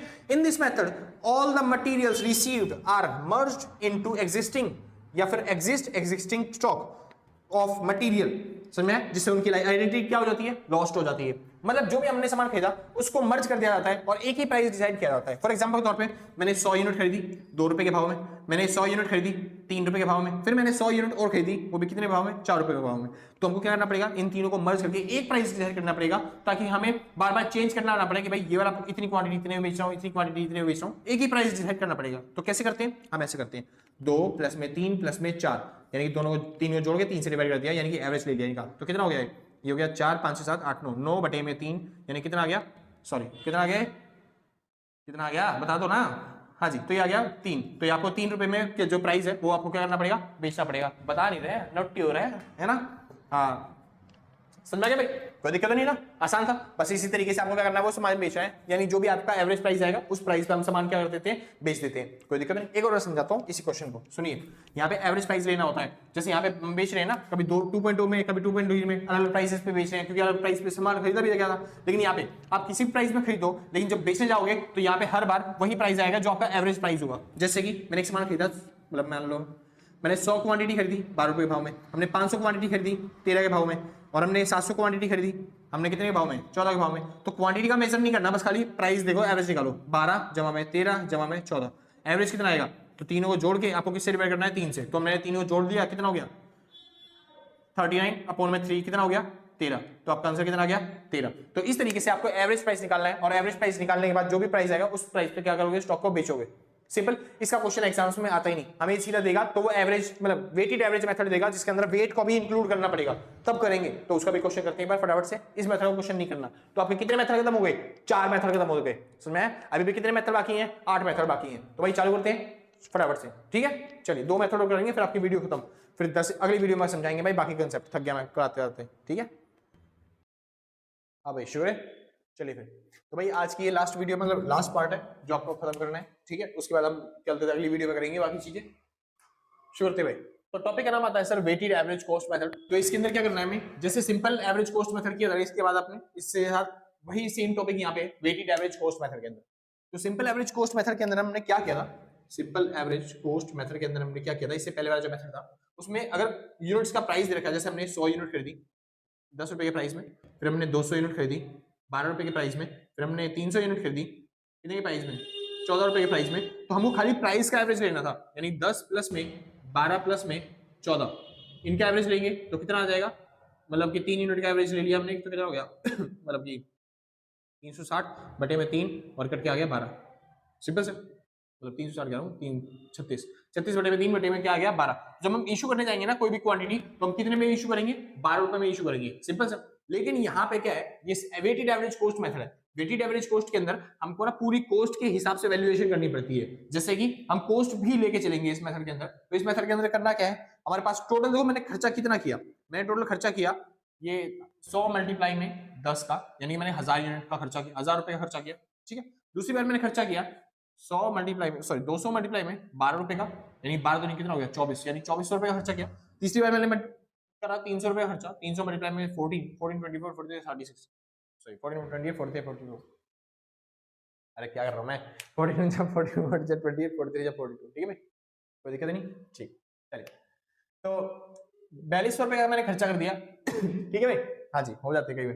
तो 4200 रुपए मैंने खर्चा कर दिया किस चीज पे, तीसरी क्वांटिटी पे। तो आपको क्या करना है, बस खाली आपको वेटेड एवरेज निकालना था। वेटेड एवरेज का मतलब क्या होता है, पूरा देखो आपने टोटल खर्चा क्या किया पूरी क्वांटिटीज पे, तो पूरा हमने खर्चा किया है टोटल 00 4 2 6 4 5 6 7 मतलब 7600 रुपए का आपने टोटल खर्चा किया है ना। लेकिन कितनी क्वांटिटीज पे 300 400 500 600 क्वांटिटीज पे, तो अगर आप इसको डिवाइड कर दोगे तो अब आपका एवरेज आ जाएगा। एवरेज कितना आ गया फिर, तो 7600 डिवाइडेड बाय 600 सिंपल, तो आपका एवरेज प्राइस निकल के आ जाएगा कि जो कि होगा 12.6 बार क्यूब। ठीक है, ये आपका एवरेज प्राइस होगा जो कि आपको वेट के हिसाब से भी कैलकुलेट किया आपने, समझ में आ गया। हाँ जी, तो सिंपल में केवल प्राइस का यूज करते थे, लेकिन वेटेड एवरेज के अंदर हम प्राइस के साथ साथ वेट का भी यूज करेंगे। सिंपल सर, चलिए तो एक बार पढ़ते हैं वेटेड एवरेज मेथड कहता क्या है। तो वेटेड एवरेज मेथड कहता है in this method issue price is recalculated every time, हर बार कैलकुलेट करना पड़ेगा जैसे वेट बढ़ता है आपका। ठीक है भाई, after each receipt taking into consideration, सारी रिसिप्ट जब जैसे जैसे रिसिप्ट आएंगी, जैसे जैसे सामान आ रहा है, आपको हर बार क्या करना पड़ेगा, इशू के टाइम पे वेट कैलकुलेट करना पड़ेगा, वेटेड प्राइस कैलकुलेट करना पड़ेगा, both the total quantities and total cost while calculating the weight average price. यानी वेट एवरेज प्राइस में निकालने के टाइम पे आपको दोनों चीजें बार बार कैलकुलेट करनी है, टोटल कॉस्ट भी और टोटल प्राइस मतलब यूनिट्स भी, जितनी भी आपने क्वांटिटी खरीदी है। सिंपल सर, चलिए एक बार इसका क्वेश्चन करते हैं क्योंकि मोस्ट इंपोर्टेंट टॉपिक है। LIFO और FIFO मेथड के बाद जो आता है इंपोर्टेंट चीज वो यही है, वेटेड एवरेज मेथड। यानी सबसे इंपोर्टेंट कौन सा है, LIFO, FIFO और तीसरा weighted average method. Simple sir, तो हम वेटेड एवरेज मेथड सीखते हैं और उसके बाद इंपोर्टेंट वाले जो टॉपिक है ना वो खत्म हो जाएंगे, बस खाली कंसेप्चुअल क्वेश्चन रहेंगे जो हम कंसेप्ट के साथ साथ करते जाएंगे। इसमें न्यूमेरिकल फिर भी आएंगे लेकिन वो इतने इंपॉर्टेंट रहेंगे नहीं कि आपके एग्जाम्स में आ जाए, सबसे इंपॉर्टेंट यही होता है, तो ये वाला करते हैं। चलिए क्वेश्चन कहता है बाय एडवांटेज डिसएडवांटेज बाद में पढ़ लेंगे अगले मेथड की। ठीक है, अभी फिलहाल ये कर लेते हैं। क्वेश्चन कह रहा है prepare store ledger using simple average weighted average, यानी कि आपको स्टोर लेजर बनाना है सिंपल एवरेज कॉस्ट मेथड से और वेटेड एवरेज कॉस्ट मेथड से, दोनों तरीके से। मतलब आपने जो पिछला मेथड यूज किया था वेटेड मतलब कॉस्ट निकालने का, सिंपल एवरेज निकालने का, वो मेथड भी यूज करना है और वेटेड एवरेज भी यूज करना है। दोनों मेथड का यूज करके आपको क्या निकालना है, मतलब कि स्टोर लेजर बनाना है। बनाए भाई, चलिए तो स्टोर लेजर फिर से भाई जैसे हम पहले क्या करते थे, चलिए तो स्टोर लेजर में सबसे पहले चीज क्या आती है, डेट। तो ये आ गई हमारी डेट। ठीक है भाई, उसके बाद यहाँ पे आ गया रिसिप्ट, उसके बाद हमारे पास आ गई यहाँ पे इशू, जो हमने सामान इशू किया है। ठीक है सर, इसके बाद आ गया बैलेंस, जो गया स्टोर लेजर। अभी फिलहाल कर रहा हूँ भाई कौन सा मेथड यूज करूँ, सिंपल वाला ना। चलिए सिंपल वाला यूज करते हैं, सिंपल एवरेज। ठीक है, जिसमें प्राइस के ही हिसाब से कैलकुलेट की जाती है। तो मतलब यहाँ पे बार बार बैलेंस का प्राइस जो है वो नहीं निकालना पड़ेगा, हमें सीधा नॉर्मल प्राइस ही निकालना है। ठीक है भाई, चालू करते हैं। तो इसमें वापस बना लेते हैं 3 कॉलम। पहला जो कॉलम है वो किसका है, यूनिट्स का। उसके बाद जो कॉलम है वो किसका है, प्राइस का। उसके बाद कौन सा है, बैलेंस का, या फिर वैल्यू निकालने का। ठीक है भाई, वैल्यू का। तो यूनिट, प्राइस, वैल्यू, ये रहा यूनिट, प्राइस और उसके बाद वैल्यू। शुरू है, चलिए सबसे पहले दे रखा है 2 तारीख को हमने क्या किया, परचेज। तो 2 तारीख को सामान खरीदा है तो रिसिप्ट के अंदर आएगा कितनी यूनिट सामान खरीदा है, हमने 2000 यूनिट खरीदी है 10 रुपए के हिसाब से, यानी कि 2000 यूनिट खरीदी है 10 रुपए के हिसाब से, यानी टोटल सामान खरीदा है 20,000 रुपए का। तो टोटल क्या हो गया, 2000 यूनिट 10 रुपए के हिसाब से टोटल सामान हो गया हमारे पास 20,000 रुपए का।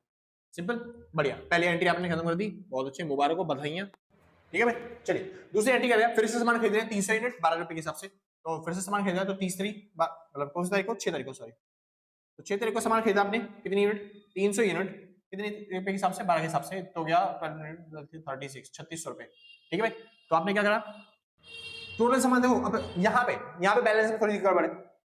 बैलेंस में आपको जो प्राइस लेके चलना है वो एवरेज लेके चलना है, तो एवरेज प्राइस के हिसाब से देखिए आंसर। एवरेज क्या करना है, अभी प्राइस का नहीं निकालना, अभी खाली वैल्यू निकालनी है। पर तो 2000 का सामान पहले था आपके पास, 2000 यूनिट पहले थे आपके पास, 300 यूनिट फिर आ गई आपके पास, तो टोटल यूनिट कितनी हो गई, 2300 भैया।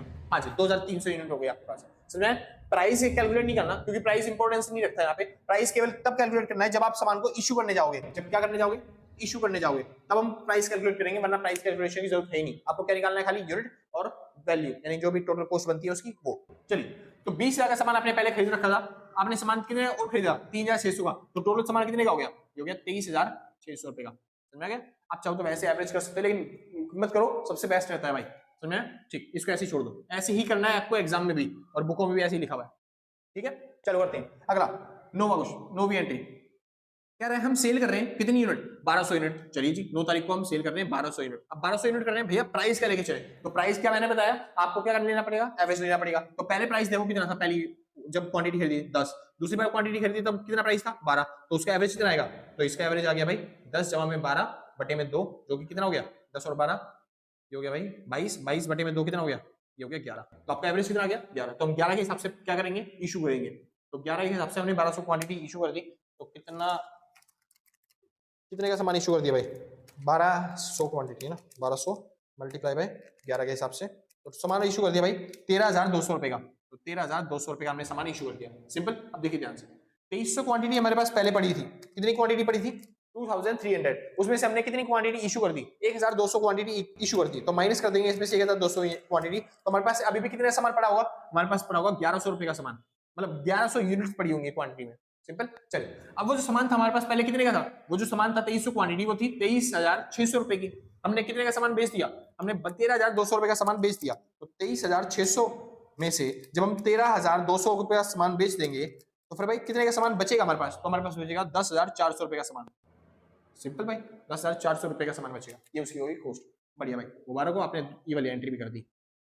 अगली एंट्री आती है भाई 10 तारीख की। तो 10 तारीख को क्या हुआ, हमने परचेज किया है 200 यूनिट, परचेज किया 200 यूनिट, चलिए परचेज किया 200 यूनिट, कितने के हिसाब से 14 रुपए के हिसाब से, बढ़िया परफेक्ट। तो 14 × 28, ठीक है भाई, बढ़िया। तो 200 यूनिट खरीद लिया सामान। अब देखिए 1100 यूनिट पहले था आपके पास सामान, 200 यूनिट और खरीद लिया आपने, तो टोटल सामान कितने का हो गया 1300 यूनिट, सिंपल। अब देखिए 10,400 का सामान आपके पास पहले से पड़ा था, आपने 2,800 रुपए का सामान और खरीद लिया, तो टोटल कितने का सामान हो गया आपके पास 13,200 रुपए का सामान आपके पास हो गया। 10,400 का पहले था, 2,800 का और खरीद लिया, तो 13,200 रुपए का सामान आपके पास टोटल हो गया, सिंपल। ये आपका आ गया। अगली एंट्री क्या रहा है, 11 तारीख को हमने सेल करी है। 11 तारीख को क्या करी है, सेल करी है। कितनी यूनिट बेची है भैया, 1000 यूनिट बेची है। तो 1000 यूनिट बेची है तो सेल में इशू में जाएगा 1000 यूनिट। अब भैया प्राइस क्या लेके चले, फिर से एवरेज निकालना पड़ेगा, लेकिन इस बार अब हमको 3 प्राइस दे रखे ना, तो मैक्सिमम 3 प्राइस का एवरेज निकालते हैं, सॉरी मैक्सिमम 3 प्राइस का एवरेज निकालते हैं, उससे ज्यादा प्राइस का एवरेज निकालने की जरूरत नहीं होती, ठीक है भाई। चलिए तो कितना प्राइस था, पहले 10 प्राइस था, फिर था 12 रुपए प्राइस, फिर था 14 रुपए प्राइस। अगर इसका एवरेज निकाला जाए तो कितना हो गया 36 बटे में 3 यानी कितना आ गया 12 रुपए एवरेज आ गया। तो 12 रुपए यहाँ पे आ जाएगा एवरेज, कि हम 12 रुपए के भाव में बेचेंगे उसे। तो 12 मल्टीप्लाई में 1000 कितना हो गया 12,000। हमने कितने का सामान बेचा, 12,000 का सामान बेच दिया। तो सुनिए 13,200 में से 12,000 का सामान हमने बेच दिया, तो सामान बचेगा कितने का, तो भैया सामान बचेगा 1,200 रुपए का, सिंपल, बहुत अच्छे। और क्वांटिटी 1300 क्वांटिटी में से मैंने 1,000 क्वांटिटी बेच दी, तो कितनी क्वांटिटी बची भैया 300 क्वांटिटी बच गई, बहुत अच्छे। ऐसे ही करना है बस, खाली इतना सिंपल भाई, कोई दिक्कत नहीं ना। चलिए 22 तारीख की एंट्री, परचेज किया आपने 300 यूनिट, बहुत अच्छे, 300 यूनिट परचेज करिए। क्या भाव था भैया 11 रुपए का भाव था, तो 11 गुणा में 3 कितना हो गया 33 और 00, सिंपल। 3,300 क्वांटिटी आपने और खरीदी, 300 पहले क्वांटिटी पड़ी थी, 300 क्वांटिटी और खरीदी, टोटल क्वांटिटी कितनी हो गई 600, परफेक्ट।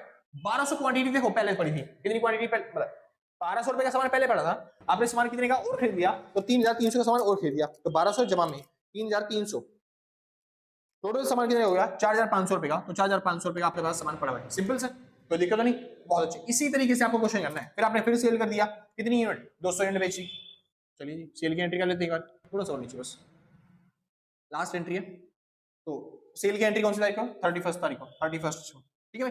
तो 200 यूनिट क्वांटिटी हमने फिर बेची है, अब क्या भाव लिया जाए, अब देखिए अब एवरेज चारों को बार बार एवरेज नहीं करेंगे, जो लास्ट के 3 प्राइस होते हैं ना उन्हीं का एवरेज किया जाता है मैक्सिमम। तो लास्ट के 3 प्राइस कौन से हैं 11, 14 और 12, चलिए 12 जमा में 14 जमा में 11, बस इनका एवरेज कर लो, डिवाइड बाय 3, एक बार कर लेता हूँ, 12 जमा में 14 जमा में 11, तो मेरा टोटल आ गया भाई 37, और इसको 3 से डिवाइड करना है, यानी डिवाइड बाय 3 हो जाएगा, तो कितना हो जाएगा, ये हो जाएगा भाई 12.3 बार, यानी मैं कितने में बेचा 12.3 बार में बेचा सामान अपना, और वो भी कितनी क्वांटिटी बेची है 200 क्वांटिटी बेची है। तो 200 क्वांटिटी अगर 12.3 बार में बेचूंगा तो मेरे पास बचेगा कितने का सामान बिका, मैंने बेचा 2466.6 बार, इतने का सामान मैंने बेच दिया, यानी कि मेरे पास जो सामान बचा वो कितने का बचा, देखो 600 में से मैंने 200 यूनिट बेच दी, तो यूनिट कितनी बची 400, 4,500 में से मैंने कितने का सामान बेच दिया, मैंने 2,600 का सामान बेच दिया, 2,466 का, 4,500 माइनस में 2,467 कर लेते हैं ना एक बार, चलिए तो 4,500 माइनस में 2,467, चलिए तो आ गया 2,033, तो 2,033 का सामान मेरे पास अभी भी पड़ा हुआ है, सिंपल से इसको 67 बना देते हैं, राउंड ऑफ करके, ठीक है सर। चलिए तो अगर आपसे पूछे कोई क्लोजिंग यूनिट कितनी आई है, तो ये है क्लोजिंग यूनिट, यानी हमारे पास कितनी यूनिट सामान पड़ा हुआ है 400 यूनिट। क्लोजिंग स्टॉक की वैल्यू पूछता है आपको, तो ये बोलता है वैल्यू ऑफ क्लोजिंग स्टॉक, ठीक है भाई, ये क्या है वैल्यू ऑफ क्लोजिंग स्टॉक। और अगर आपसे पूछे कॉस्ट ऑफ गुड्स सोल्ड तो इसको टोटल करके निकाल लोगे आप कॉस्ट ऑफ गुड्स सोल्ड, जो कि कितना आ गया 132, ठीक है भाई, प्लस में 12,000 और प्लस में 2467, तो टोटल आ गया आपका इन तीनों टोटल कितना आ गया 27667। ये क्या आ गया आपका COGS, cost of goods sold. Simple sir, I hope समझ में आ गया होगा, पक्की बात, बहुत अच्छी। जिसको नोट करना है नोट करिए भाई फटाफट से, कोई दिक्कत तो नहीं। चलिए समझ आ रहा है ना भाई, अच्छा है ना, बहुत अच्छे। अब बस लास्ट मेथड रह गया आपका, कौन सा, वेटेड एवरेज कॉस्ट मेथड। इसको फटाफट से करते हैं और फिर आपका जो टॉपिक है वो खत्म हो जाएगा। ये भी उतना इंपॉर्टेंट नहीं है जितना weighted average cost method important है, वो सबसे ज्यादा बार आता है, होता नहीं है ना भाई। चलिए वेटेड एवरेज कॉस्ट मेथड,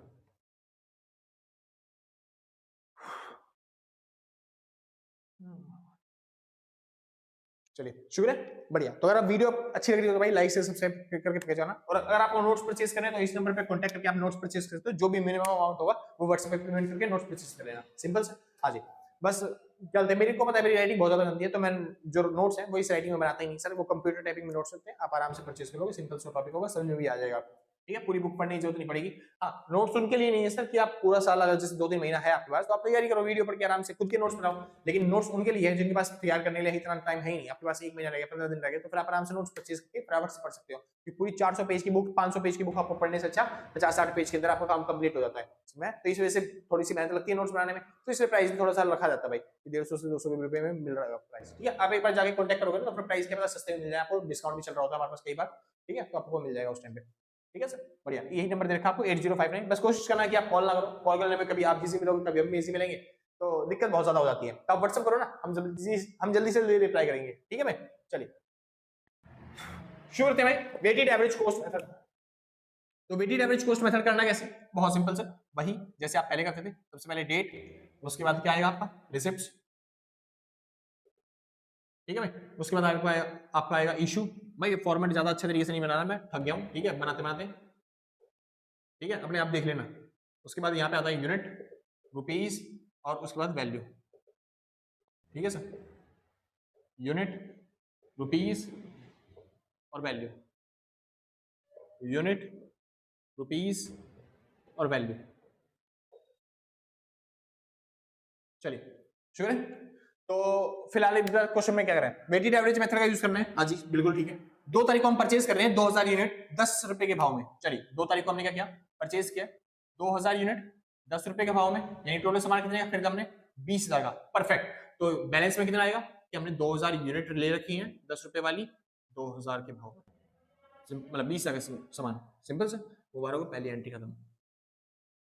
दूसरी एंट्री मतलब 6 तारीख की, 6 तारीख को क्या हुआ देखिए, हमने परचेज किया 300 यूनिट, बढ़िया, तो 300 यूनिट और खरीदी, कितने के भाव में, 12 के भाव में, यानी कितना 3600 का सामान हमने खरीदा, तो टोटल देखो कितना हो गया, समझिए यहां पे समझना है आपको, 2000 यूनिट हमारे पास पहले थी, हमने 300 यूनिट और परचेज कर ली, तो टोटल यूनिट हमारे पास कितनी होगी, हमारे पास होगी 2300 यूनिट भैया। 2000 यूनिट पे मैंने टोटल खर्चा कितना कर रखा था, 20,000 का, और 300 यूनिट पे मैंने टोटल खर्चा किया 3600 का, तो मेरा टोटल खर्चा कितना हो गया, 20,000 और 3600, यानी कितना हो गया 23,600 का, सिंपल।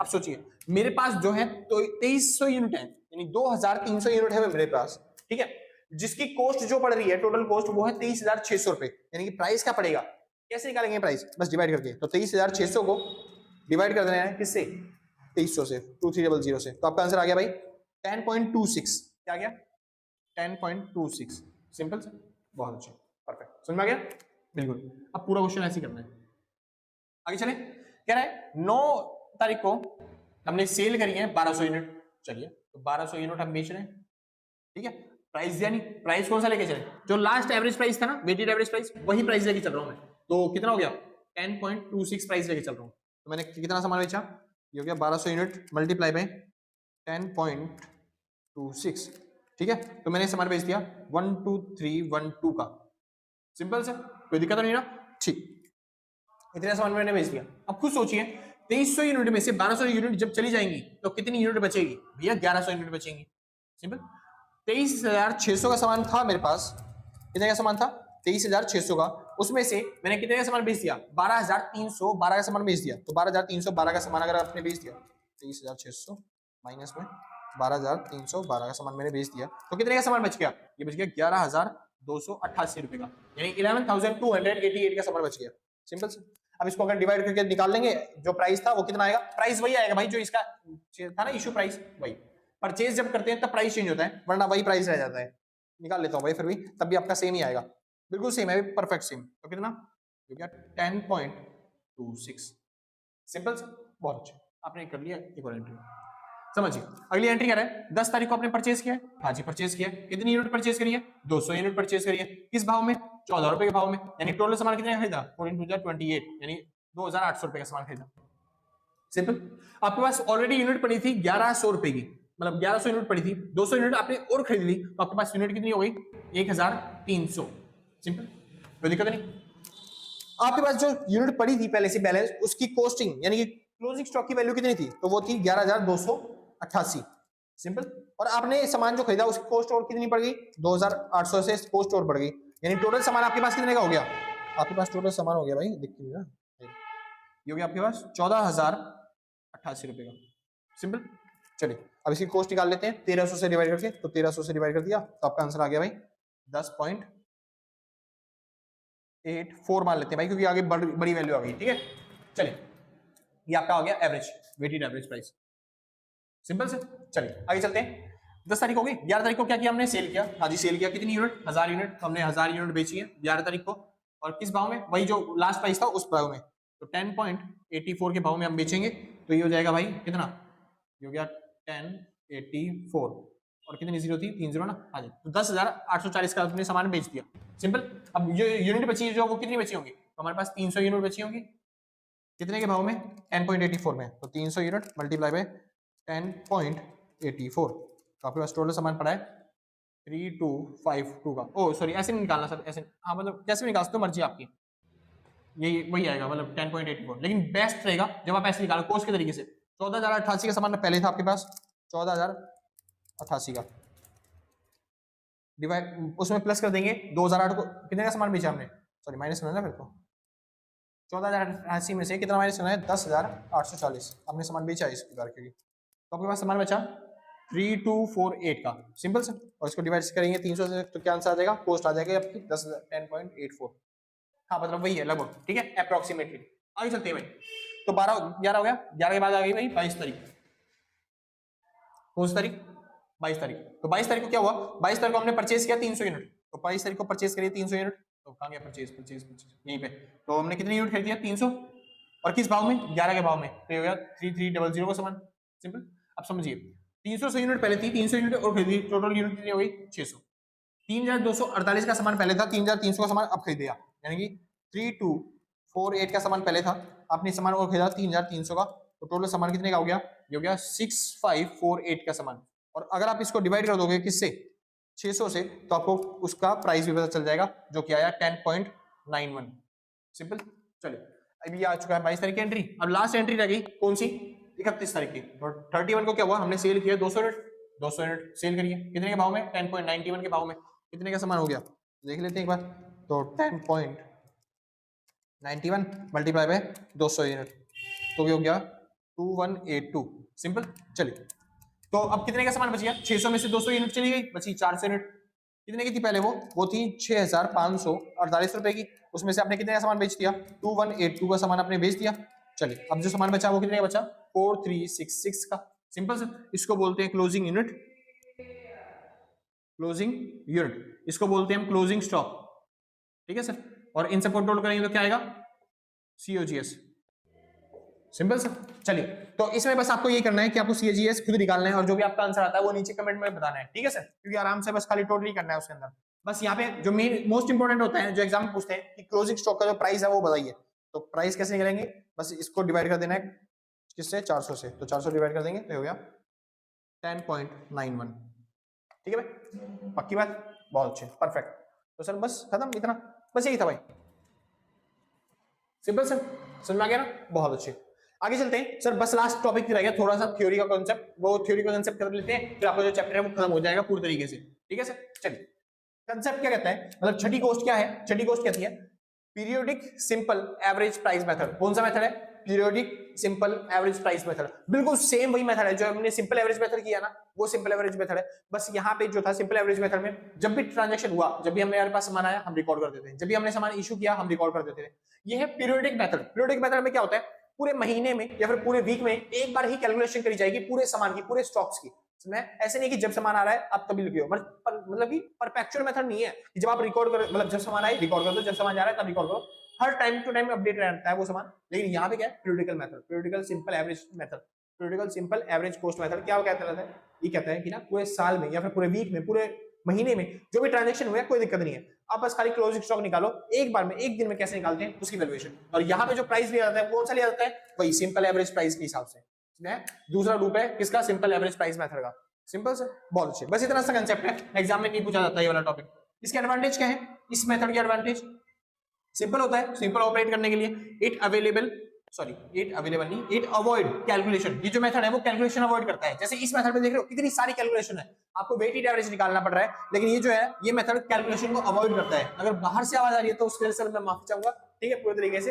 ये रोड मेरे बस की नहीं है ना, मेरे बाप की नहीं है रोड, तो इस वजह से होता रहता है, ठीक है। आगे चलते हैं। सिंपल मतलब simple to operate, it avoid calculation, ये कैलकुलेशन को अवॉइड करता है और सिंपल होता है, मतलब कि क्या होता है यूज करने के लिए मेथड, क्योंकि यहाँ पे खाली प्राइस का लेना होता है, यहाँ पे वेटेड मेथड का यूज नहीं करते, वेट नहीं निकालना होता, तो मतलब of issue price after average receipt, ठीक है भाई। ये ऑपरेट करने में आसान होता है, क्यों, क्योंकि ये केवल प्राइस को लेता है, क्वांटिटी को नहीं लेता। सिंपल, आगे चलते हैं। Useful to be employed in costing continuous process. जो यूजफुल होता है वो कहाँ पे होता है, कोस्टिंग कंटिन्यूअस प्रोसेस में, यानी कि जब कोस्टिंग की जरूरत होती है, लगातार कोस्टिंग की जरूरत होती है, जब सामान आता जाता रहता है, तब वहां पे आपके पास स्टॉक बहुत ज्यादा बढ़ जाएगा। तो इस वजह से ये वाला परपेचुअल जो मेथड है वो यूज नहीं किया जा सकता। तो क्योंकि लगातार बहुत ज्यादा आपका क्लरिकल बढ़ जाएगा ना भाई, रोज आपको रिकॉर्ड करना पड़ेगा, रोज आपको बेचना पड़ेगा सामान। जब आपके पास मतलब सामान ज्यादा क्वांटिटी में आता है, ज्यादा क्वांटिटी में आता है, तो आपको एवरेज प्राइस चाहिए बस खाली। एवरेज प्राइस कौन सा निकाला जाएगा, periodical simple average method use किया जाता है, मतलब कि लगातार कंटिन्यूअसली परपेचुअल मेथड यूज नहीं किया जाता। सिंपल से श्योर थे भाई। आगे चलते हैं, बात करते हैं डिसएडवांटेज की। इस मेथड की डिसएडवांटेज क्या है, दिक्कतें क्या है परपेचुअल मेथड की, सॉरी पीरियोडिकल मेथड की। तो दिक्कतें क्या है, पहला can not be applied in job industries. जो जॉब इंडस्ट्रीज है वहां पे अप्लाई नहीं होता, क्योंकि जॉब इंडस्ट्रीज भी क्या होता है, हर एक यूनिट जो होता है, हर एक इंसान जो होता है वो अपनी स्पेसिफिक नीश रखता है, या फिर हर एक इंसान जो है ना उसके अंदर कोई क्वालिटीज होती है अपनी, समझ में। तो इसी वजह से क्वालिटीज को देख के किसी का प्राइस ज्यादा रखा जाता है, किसी का प्राइस कम रखा जाता है। तो सबको एवरेज प्राइस नहीं मान के कर सकते। जैसे यहाँ पे ना सिंपल प्राइस ले लिया क्वांटिटी का, सबका प्राइस सेम मान लिया, अपने एवरेज निकाल लिया। लेकिन जॉब में क्या होता है, सबकी सैलरी अलग होती है, सबकी क्वालिटीज अलग होती है, सबकी स्किल्स अलग होती है, इसलिए आप एवरेज नहीं कर सकते उनका, आपको हर किसी के हिसाब से प्राइस देने पड़ते हैं उन्हें। इसलिए जॉब इंडस्ट्रीज में काम नहीं करता ये वाला मेथड। अगला अनसाइंटिफिक होता है, क्योंकि यहाँ पे केवल जो वैल्यूएशन है वो प्राइस के हिसाब से निकाली जाती है, इसलिए इसे बोलते हैं अनसाइंटिफिक। इसकी जगह हम कौन सा मेथड यूज करते हैं, वेटेड एवरेज मेथड, जहां पे वेट के हिसाब से भी यानी क्वांटिटीज के हिसाब से भी क्या निकाला जाता है, कॉस्ट और क्लोजिंग स्टॉक निकाला जाता है। सिंपल से बहुत अच्छे।